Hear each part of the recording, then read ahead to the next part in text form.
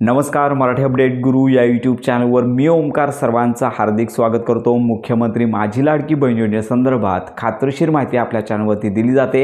आता सगळ्यात महत्त्वाची बाब म्हणजेच ई-KYC साठी केवळ 6 ते 7 दिवसच बाकी आहेत आणि संपूर्ण महाराष्ट्रातील लाडक्या बहिणींची ई-KYC अजून मोठ्या प्रमाणावरती बाकी आहे आणि त्याच्यामुळे जी वेबसाईट आहे त्यावरती ट्रॅफिक एररचा प्रॉब्लेम येत आहे आणि याच्यामध्ये सगळ्यात महत्त्वाची बाब आपण सांगतच म्हणजेच मुख्यमंत्री माझी लाडकी बहीण योजनेसंदर्भात आता दिवसभरामध्ये देखील ई-KYC मध्ये ट्रॅफिक एररचा प्रॉब्लेम येत आहे।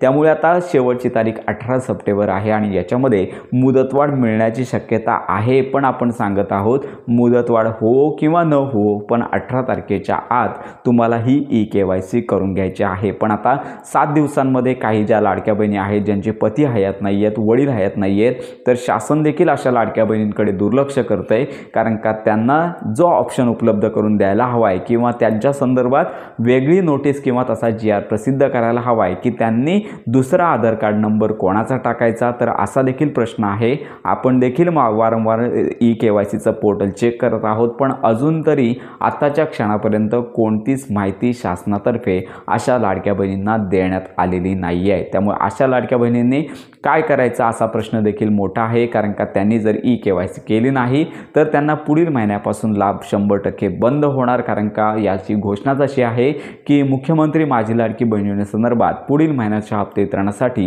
ई-KYC बंधनकारक आहे। आणि याच्यामध्ये अजून एक माहिती आहे, म्हणजेच मागील काही महिन्यामध्ये काही जिल्ह्यांमध्ये पूरग्रस्त परिस्थिती निर्माण झाला होता आणि याच्यामुळे या ठिकाणी असणाऱ्या ज्या लाडक्या बहिणी आहेत त्या संबंधित जिल्ह्यातील लाडक्या बहिणींना ई-KYC साठी मुदतवाढ देणार अशी मंत्री आदित्य तटकरे यांनी घोषणा केली होती। त्यामुळे काही ठिकाणी ज्या लाडक्या बहिणी आहेत तर त्या पूरग्रस्त परिस्थितीतील जिल्ह्यांमधील लाडक्या बहिणींना ई-KYC साठी मुदतवाढ मिळणार आहे अशी माहिती त्यांनी दिलेली आहे। परंतु इतर ज्या महाराष्ट्रातील इतर लाडक्या बहिणी आहेत तर इतर जिल्ह्यातील लाडक्या बहिणींना मुदतवाढ मिळण्याची शक्यता कमी आहे। म्हणजेच लक्षात घ्या, 18 तारीख तुम्हाला शेवटची समजून ई-KYC करायची आहे। पण अजून अशा लाडक्या बहिणी आहेत की पती हयात नाही आहेत, वडील हयात नाही आहेत, तर यांचा मोठा प्रश्न सतावत आहे। शासनाकडे ही बाब त्यांच्या निदर्शनास आणून दिलेली आहे, पण याच्यावर अंमलबजावणीच होत नाही आहे। मंत्री आदित्य तटकरे या संदर्भात घोषणा करत नाही आहेत, तर त्यांनी लवकरात लवकर हा टॅब उपलब्ध करून द्यावा,